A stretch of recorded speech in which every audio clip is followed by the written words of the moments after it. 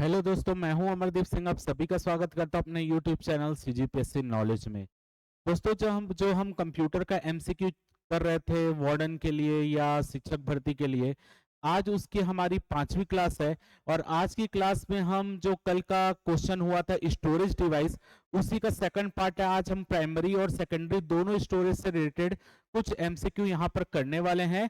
हाँ, और जो अभी तक पिछली 4 क्लास नहीं देखा है, पहले वो प्ले लिस्ट में जाकर देखिए। आप अगर आप सीजीपीएससी नॉलेज चैनल की प्ले लिस्ट में जाएंगे तो वहां पर आपको एक सेक्शन मिलेगा कंप्यूटर एमसीक्यू 2024। उसमें आपको पिछले 4 वीडियो मिल जाएंगे। क्लियर है? और अगर देखिए आपको ये मेहनत पसंद आ रही है तो वीडियो को लाइक करना मत भूलिएगा। आप लोग बोलने से लाइक करते, नहीं बोलने से लाइक नहीं करते। अगर आपको पसंद आ रहा है आप लाइक कीजिए, उसमें कोई दिक्कत नहीं है। और अगर आप चैनल में नए आ रहे हैं तो सब्सक्राइब भी कीजिए चैनल को। सिर्फ कई बच्चे ऐसे जो हमारे चैनल में, लगभग 40-45% बच्चे ऐसे हैं जो चैनल में आते हैं, वीडियो देखते हैं, लेकिन सब्सक्राइब नहीं करते, जिसके कारण उनको सही टाइम पे नोटिफिकेशन नहीं मिलता और वो बाकी बच्चों से जो पढ़ रहे हैं उनसे पीछे हो जाते हैं। तो अगर आप चैनल में नए आ रहे हैं तो चैनल को सब्सक्राइब भी कीजिए और वीडियो को ज्यादा से ज्यादा शेयर कीजिए। चलिए स्टार्ट करते हैं आज की क्लास। क्लास स्टार्ट करने से पहले वही चीज, आपके जो हमारे बैचेस चल रहे हैं, आप अगर उसमें ज्वाइन होना चाहते हैं तो हो सकते हैं। हॉस्टल वार्डन का बैच 999, शिक्षक भर्ती का 1799, सहायक शिक्षक का 1799, दोनों का कॉम्बो चाहिए तो 2499, बाल विकास या शिक्षा शास्त्र केवल चाहिए तो 499। ये सभी क्लासेस आपको ऑनलाइन ऑफलाइन दोनों मोड में अवेलेबल है। अगर आप रायपुर या भिलाई से बिलोंग करते हैं तो आप हमारी ऑफलाइन क्लास भी ज्वाइन कर सकते हैं, जो कि शिक्षक भर्ती के लिए और सहायक शिक्षक भर्ती के लिए चल रही है। कॉन्टैक्ट नंबर दिया, अगर कोई भी क्वेरी हो तो आप इसमें कॉन्टैक्ट कर सकते हैं। और जितने भी हमारी क्लासेस हो रही हैं, अगर आपको उसका पीडीएफ चाहिए तो आपको सीजीपीएससी नॉलेज का टेलीग्राम ग्रुप ज्वाइन करना पड़ेगा, वहां पर आपको इसका पीडीएफ मिल जाएगा।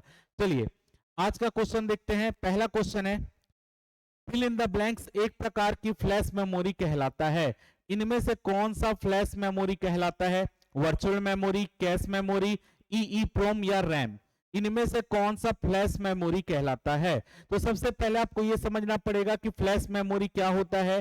फ्लैश मेमोरी एक आपका सेमीकंडक्टर मेमोरी का टाइप होता है। फ्लैश मेमोरी जो होता है ये रोम और रैम दोनों के गुण उसमें अवेलेबल होते हैं, यानी दोनों के गुण उसमें मौजूद रहते हैं। तो फ्लैश मेमोरी इनमें से कौन कहलाता है? तो आपका आंसर क्या होगा? ईईप्रोम। ईईप्रोम को आपका फ्लैश मेमोरी भी कहा जाता है, electrical erasable programmable read only memory. तो ईईप्रोम को आपका फ्लैश मेमोरी भी कहा जाता है, याद रखिएगा। फ्लैश मेमोरी आपका सेमीकंडक्टर मेमोरी का एक टाइप होता है, उसी टाइप होता है। और फ्लैश मेमोरी में रैम और रोम दोनों के जो जितने भी गुण होते हैं वो मौजूद रहते हैं। तो सी इसका करेक्ट आंसर है। अगला क्वेश्चन देख लेते हैं। अगला क्वेश्चन है यहां पर, गति भेद यानी स्पीड डिफरेंशियल समायोजित करने के लिए प्रयुक्त बफर को क्या कहते हैं? गति भेद यानी स्पीड डिफरेंशियल समायोजित करने के लिए प्रयुक्त बफर को क्या कहते हैं? गैस, स्टैक पॉइंटर, एक्यूमुलेटर या डिस्क? गति भेद यानी स्पीड डिफरेंशियल समायोजित करने के लिए प्रयुक्त बफर को क्या कहते हैं, यानी इसमें से ऐसा कौन है जो गति बढ़ाने के लिए मौजूद होता है, जो कंप्यूटर की सीपीयू की गति को तेज करता है? कौन होता है? तो आंसर क्या होगा? Cache memory. कैश मेमोरी जो होता है ये आपका जितने भी कंप्यूटर की अस्थाई मेमोरी है, जिसमें आप मान लेते हैं कोई कंप्यूटर में कोई चीज सर्च किए तो वो आपकी कैश मेमोरी में जाकर स्टोर हो जाएगा। भविष्य में जब आप वही चीज को सर्च करोगे तो आपको सबसे पहले जो पिछला सर्च है उसका रिजल्ट दिखा देगा, आपको पूरा टाइप करने की जरूरत नहीं पड़ेगी। तो कैश मेमोरी इसका करेक्ट आंसर है, जो स्पीड डिफरेंशियल के लिए होता है। चलिए अगला क्वेश्चन देखते हैं। अगला क्वेश्चन है यहां पर, कैश मेमोरी का प्रयोग निम्न के बीच डाटा अंतरित करने के लिए किया जाता है। यानी कैश मेमोरी का प्रयोग किसके बीच डाटा को अंतरित यानी ट्रांसफर करने के लिए किया जाता है? Processor and input device, main memory and secondary memory, processor and output device, main memory and processor. आपका कैश मेमोरी किसके बीच डाटा को अंतरित करने के लिए कैश मेमोरी का प्रयोग किया जाता है? Processor and input device, main memory and secondary memory, processor and output device या मेन मेमोरी एंड प्रोसेसर। तो देखिए जो कैश मेमोरी होती है वो मेन मेमोरी और प्रोसेसर के बीच, यानी प्राइमरी मेमोरी और प्रोसेसर के बीच आपका डाटा अंतरित करने के लिए लगाई जाती है। डी इसका करेक्ट आंसर है, मेन मेमोरी एंड प्रोसेसर। चलिए अगला क्वेश्चन देख लेते हैं। अगला क्वेश्चन है यहां पर, कैश मेमोरी तार्किक रूप से अवस्थित होती है, यानी कैश मेमोरी का लोकेशन क्या है, कैश मेमोरी कहां पर होती है, सीपीयू रजिस्टर तथा मेन मेमोरी के मध्य, मुख्य मेमोरी तथा द्वितीयक मेमोरी के मध्य, क्रमवार एक्सेस मेमोरी के रीड हेड के मध्य में, हार्ड डिस्क के ट्रैक के मध्य में। तो आपको बताना है कैश मेमोरी तार्किक रूप से कहां पर अवस्थित होती है, कहां पर होती है, सीपीयू रजिस्टर और मेन मेमोरी के मध्य में, मुख्य मेमोरी तथा द्वितीयक मेमोरी के मध्य में, क्रमवार एक्सेस मेमोरी के मध्य में, या हार्ड डिस्क ट्रैक के मध्य में। तो जो कैश मेमोरी होती है उसकी लोकेशन क्या होती है, जो सीपीयू रजिस्टर और मेन मेमोरी होती है उसके बीच में आपकी कैश मेमोरी स्थित होती है। तो क्वेश्चन नंबर 4 का आंसर होगा ऑप्शन ए। अपने अंत में जरूर बताइएगा आपका क्वेश्चन कितना सही हो रहा है, क्योंकि आप ही के लिए लाया जा रहा है। तो अगर आपको अच्छा लग रहा हो तो लाइक करना या सब्सक्राइब करना मत भूलिएगा। चलिए अगला क्वेश्चन देख लेते हैं। अगला क्वेश्चन है, निम्न में से क्या स्टोरेज डिवाइस के सही क्रम को उनके संग्रहण आकारों के अनुसार बढ़ते क्रम में दर्शाता है, यानी किसका कितना स्टोरेज क्षमता होता है, उस स्टोरेज क्षमता के आधार पर इनको क्रम से जमाना है, बढ़ते क्रम में जमाना है, यानी सबसे पहले सबसे कम जिसका होगा वो पहले आएगा, जिसका सबसे ज्यादा होगा लास्ट में आएगा। Hard disk drive, RAM, cache register, hard disk drive, RAM register, cache आपका RAM, hard disk drive, register, cache, hard disk drive, RAM. आपको स्टोरेज क्षमता के आधार पर आपको इनको क्रम से जमाना है। जिसकी स्टोरेज क्षमता सबसे कम होगी उसको सबसे पहले रखना है, जिसकी स्टोरेज क्षमता सबसे ज्यादा होगी उसको लास्ट में रखना है। तो इसमें दिए गए ऑप्शन में अगर हम देखेंगे सबसे कम स्टोरेज क्षमता होती है रजिस्टर की, रजिस्टर के बाद आती है कैश मेमोरी की, कैश मेमोरी के बाद आती है आपकी, अगर इस ऑप्शन के हिसाब से अगर मैं देखूं तो इसके बाद आएगा रैम का, रैंडम एक्सेस मेमोरी, और सबसे ज्यादा इनमें होती है हार्ड डिस्क में। तो अगर मैं इसको ऑप्शन में देखूं तो रजिस्टर, कैश, रैम और hard disk drive option C में दिख रहा है। तो ऑप्शन सी इस क्वेश्चन का बिल्कुल करेक्ट आंसर होगा। चलिए अगला क्वेश्चन देख लेते हैं। Question number 6। क्वेश्चन नंबर 6 है, निम्न तथ्यों में से कौन सा तथ्य कैश मेमोरी के बारे में सही नहीं है। आपको गलत कथन की पहचान करना है।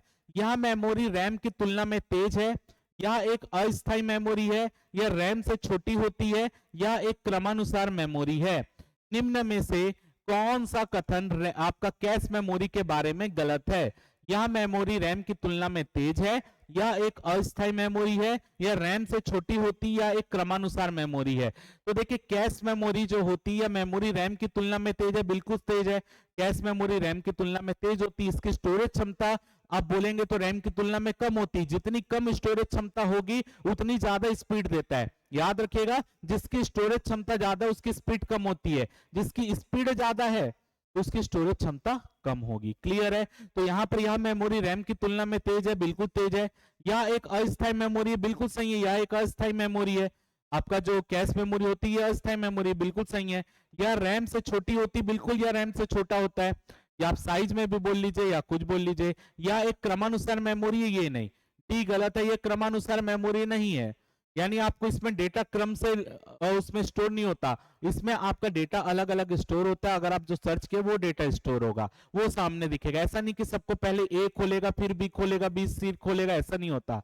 उसमें जो आप सर्च करोगे उस हिसाब से वो डेटा स्टोर होते हैं। तो क्रमानुसार नहीं है, डी गलत है, मतलब डी इसका करेक्ट आंसर होगा। चलिए अगला क्वेश्चन देखते हैं।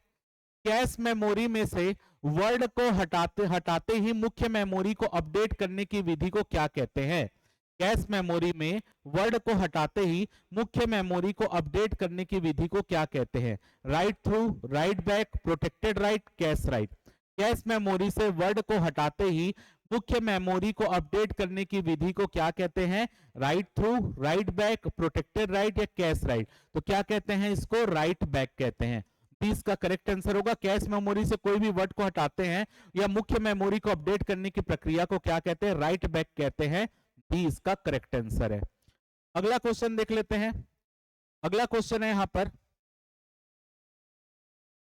फ्लैश मेमोरी के बारे में कौन सा कथन सही नहीं है। आपको गलत कथन की पहचान करना है फ्लैश मेमोरी के बारे में। यह डिजिटल कैमरा, लैपटॉप आदि जैसी युक्तियों में सूचना संग्रह के लिए प्रयुक्त होती है। यह विस्तृत ताप परास यानी -40 डिग्री सेंटीग्रेड से 85 डिग्री सेंटीग्रेड तापमान में कार्य कर सकती है। या सामान्य यांत्रिक डिस्क ड्राइव से अत्यधिक सस्ती है या कम शक्ति का उपभोग करती है? कौन सा कथन फ्लैश मेमोरी के बारे में गलत है, आपको ये बताना है। डिजिटल कैमरा, लैपटॉप आदि जैसी युक्तियों में सूचना संग्रह के लिए प्रयुक्त होती है, या विस्तृत ताप परास -40 डिग्री सेंटीग्रेड से 85 डिग्री सेंटीग्रेड तापमान में कार्य कर सकती है, या सामान्य यांत्रिक डिस्क ड्राइव से अत्यधिक सस्ती है या कम शक्ति का उपभोग करती है। तो यहाँ पर अगर आप देखेंगे कि फ्लैश मेमोरी के बारे में कौन सा कथन सही नहीं है, या डिजिटल कैमरा, लैपटॉप आदि जैसी युक्तियों में संग्रह के लिए प्रयुक्त होती है, बिल्कुल सही है, या विस्तृत तापमान परास -40 डिग्री सेंटीग्रेड से 85 डिग्री सेंटीग्रेड तापमान में कार्य करती है, सही है, या सामान्य यांत्रिक डिस्क ड्राइव से अत्यधिक सस्ती, गलत है। फ्लैश मेमोरी आपके डिस्क ड्राइव से जो होती महंगी होती है, उससे अत्यधिक सस्ती नहीं होती, सी गलत है। या कम शक्ति का उपभोग करती, बिल्कुल सही है, कम शक्ति का उपभोग करती है। तो इसका आंसर क्या होगा, कौन सा सही नहीं है, सी इसका करेक्ट आंसर होगा, सी गलत है। चलिए अगला क्वेश्चन देख लेते हैं। अगला क्वेश्चन है यहां पर, निम्न में से कौन फिलहाल प्रयोग ना होने वाले डाटा और प्रोग्राम को संभाले रखता है और लॉन्ग टर्म रैंडम एक्सेस भंडारण प्रदान करता है? निम्न में से कौन फिलहाल प्रयोग ना होने वाले डेटा और प्रोग्राम को संभाले रखता है और लॉन्ग टर्म रैंडम एक्सेस भंडारण प्रदान करता है? गौण मेमोरी, एसरैम, एसडी रैम या मुख्य मेमोरी?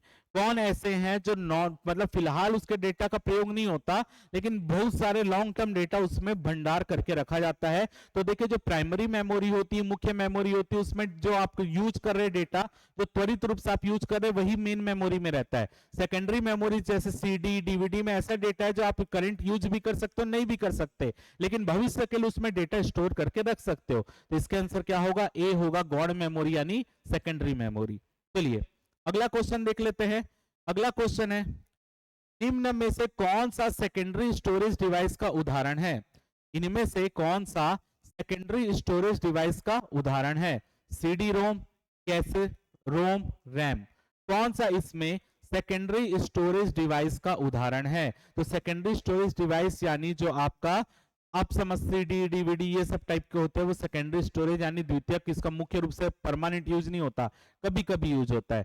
तो अगर आप देखेंगे तो कैसे मेमोरी कंप्यूटर का भाग है, ये प्राइमरी मेमोरी है। ROM read only memory computer जब बनेगा तो उसमें पहले स्टोर किया जाएगा। रैंडम एक्सेस मेमोरी भी कंप्यूटर का हिस्सा है। सेकेंडरी मेमोरी है CD ROM, compact disk read only memory, CD ROM जो है ये आपका सेकेंडरी मेमोरी है। ए इसका करेक्ट आंसर हुआ। अगला क्वेश्चन देख लेते हैं।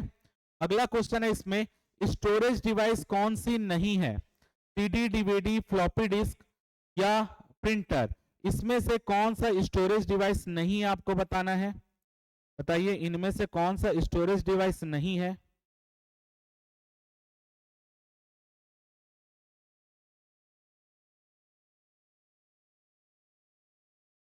बताइए फटाफट क्या होगा।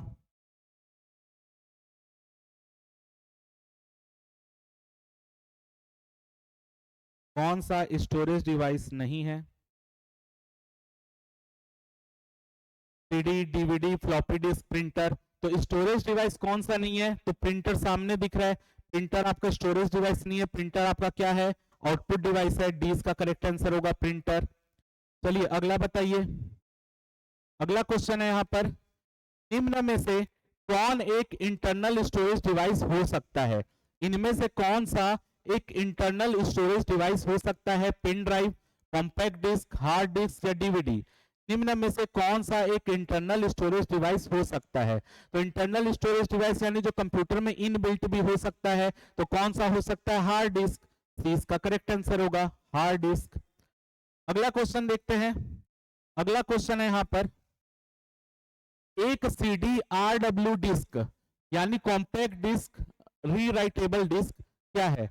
आंतरिक डिस्क की तुलना में अधिक तेज एक्सेस होता है, ऑप्टिकल डिस्क का एक रूप है इसलिए इसमें केवल एक बार लिखा जा सकता है, फ्लॉपी डिस्क की तुलना में कम डाटा रखता है, मिटाकर फिर से उसमें लिखा जा सकता है। तो नाम से स्पष्ट है, कॉम्पैक्ट डिस्क रीराइटेबल यानी फिर से उसमें रीराइट किया जा सकता है, तो मिटाकर फिर से उसमें लिखा जा सकता है। डी इसका करेक्ट आंसर होगा। चलिए अगला क्वेश्चन देखते हैं। अगला क्वेश्चन है, इसमें निम्न में से कौन एक non volatile computer storage device है जिसमें उच्च गति से घूमती चुंबकीय डिस्क या प्लेट मौजूद होती हैं? Pen drive, RAM, CD, hard disk drive? इनमें से कौन एक non volatile computer storage device है? नॉन वोलेटाइल यानी जिसमें अगर लाइट चले जाए तब भी उसका डाटा स्टोर रहेगा, कोई उसमें कोई प्रभाव नहीं पड़ेगा। तो non volatile computer storage device है जिसमें उच्च गति से घूमती हुई चुंबकीय डिस्क या प्लेट मौजूद रहती है। तो अगर आप इसमें देखेंगे, पेन ड्राइव ऑप्शन में है, रैम ऑप्शन में है, सीडी ऑप्शन में, हार्ड डिस्क ड्राइव ऑप्शन में है। तो अगर चुंबकीय डिस्क यानी आपका हार्ड डिस्क इसका करेक्ट आंसर होगा। हार्ड डिस्क ड्राइव जो है ये non volatile computer storage device है जिसमें उच्च गति से घूमती हुई चुंबकीय डिस्क या प्लेट मौजूद होती है। चलिए अगला क्वेश्चन देख लेते हैं। अगला क्वेश्चन है इसमें, निम्न में से कौन एक ऑप्टिकल मीडिया का एक प्रकार है? निम्न में से कौन एक ऑप्टिकल मीडिया का प्रकार है, आपको बताना है।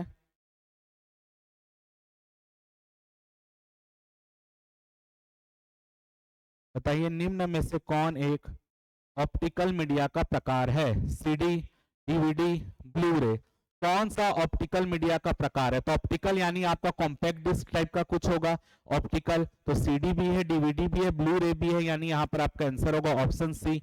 ऑप्टिकल मीडिया का ये प्रकार है, ऑप्टिकल डिस्क का प्रकार हो गया। अगला क्वेश्चन देखते हैं, एक दोहरे घनत्व वाली 3.5 इंच की फ्लॉपी डिस्क की भंडारण क्षमता कितनी होती है? एक दोहरे घनत्व वाली 3.5 इंच फ्लॉपी डिस्क की भंडारण क्षमता कितनी होती है? 1.44 MB, 1.44 GB, 1.40 KB या 1.40 GB? कितनी होती है भंडारण क्षमता? तो सभी को पता है एक दोहरे घनत्व वाली 3.5 इंच की फ्लॉपी डिस्क की भंडारण क्षमता 1.44 MB होती है। ए बिल्कुल करेक्ट आंसर है। अगला क्वेश्चन देख लेते हैं। अगला क्वेश्चन है यहां पर, डीवीडी क्या है? डीवीडी क्या है? Digital video disk, dynamic versatile disk, digital versatile disk या डायनेमिक वीडियो डिस्क? डीवीडी का फुल फॉर्म क्या होता है? तो डीवीडी का फुल फॉर्म होता है डिजिटल वर्सेटाइल डिस्क। तो या इसको कहीं कहीं पे डिजिटल वीडियो डिस्क भी लेता है, लेकिन जो मेन होता है डिजिटल वर्सेटाइल डिस्क होता है, तो इसका आंसर सी होगा। कई बार ए भी आंसर ले लेता है, लेकिन एक्चुअल नाम डिजिटल वर्सेटाइल डिस्क है। कई बार वर्सेटाइल ऑप्शन में ना देकर वीडियो डिस्क देता है तो उसको भी आंसर ले लेता है, तो ए भी ले लेता है कभी कभी। चलिए अगला क्वेश्चन देखते हैं। अगला क्वेश्चन है, रिमूवेबल मैग्नेटिक डिस्क को क्या कहते हैं जिसमें सूचना रखी जा सकती है? रिमूवेबल मैग्नेटिक डिस्क को क्या कहते हैं जिसमें सूचना रखी जा सकती है? Floppy disk, hard drive, monitor या पोर्टेबल? रिमूवेबल मैग्नेटिक डिस्क को क्या कहते हैं जिसमें सूचना रखी जा सकती है, ये क्वेश्चन है। तो देखिए जो रिमूवेबल मैग्नेटिक डिस्क होती है जिसमें सूचना रखी जा सकती है उसे पोर्टेबल डिस्क कहा जाता है। डी इसका करेक्ट आंसर होगा, पोर्टेबल डिस्क उसको कहा जाता है। चलिए अगला क्वेश्चन देख लेते हैं। अगला क्वेश्चन है यहां पर, कंप्यूटर हार्डवेयर जो सिलिकॉन का बना होता है जो आंकड़ों को बहुत अधिक मात्रा में भंडारण में रख सकता है, क्या कहलाता है? कंप्यूटर हार्डवेयर जो सिलिकॉन का बना होता है आंकड़ों को बहुत अधिक मात्रा में भंडारण करके रख सकता है, क्या कहलाता है? डिस्क, चिप, मैग्नेटिक टेप या फाइल्स? तो आपको पता है जो चिप होती है वो किसकी बनी होती है? सिलिकॉन की बनी होती है, जो कि डाटा को स्टोर करके भी रख सकती है। बी इसका करेक्ट आंसर है, चिप। चलिए अगला क्वेश्चन देख लेते हैं। लास्ट क्वेश्चन है जो आज का, निम्न में से कौन सी ऑप्टिकल डिस्क है? निम्न में से कौन सी ऑप्टिकल डिस्क है? Worm disk, chip disk, George disk या सुपर डिस्क? तो देखिए ऑप्टिकल डिस्क जो होती है वर्म होती है, यानी आपका वर्म क्या होता है? अगर हम इसमें देखेंगे वर्म होता है कि रीड वंस, राइट वंस और रीड मैनी, यानी एक बार राइट करो और रीड बार बार करो, ये एक प्रकार की ऑप्टिकल डिस्क है। ए इसका करेक्ट आंसर होगा, वर्म डिस्क। क्लियर है? तो यहां पर आज हमने स्टोरेज डिवाइस से रिलेटेड कुछ 20 एमसीक्यू किए हैं और उम्मीद कर रहा हूं कि आपको ये एमसीक्यू पसंद आया होगा। ज्यादा क्वेश्चन मैं नहीं ला पा रहा हूं क्योंकि अपना बिजी थोड़ा सा शेड्यूल चल रहा है, ऑफलाइन भी क्लास चल रही है, ऑनलाइन भी क्लास चल रही है, लेकिन आपको जो मैंने वादा किया था कि मैं डेली आपके लिए क्लास लाऊंगा, उसके लिए यहाँ पर मैं आपके लिए मेहनत कर रहा हूँ, उसके लिए क्लास में डेली बनाकर ला रहा हूँ। तो उम्मीद कर रहा हूँ कि आपको ये क्लास अच्छी लगी होगी। अगर आपको वीडियो अच्छा लगा हो तो वीडियो को जरूर लाइक कर दीजिए, चैनल को सब्सक्राइब कर दीजिए, वीडियो को ज्यादा से ज्यादा शेयर कर दीजिए। फिलहाल के इस वीडियो में सिर्फ इतना ही। जय भारत, जय छत्तीसगढ़।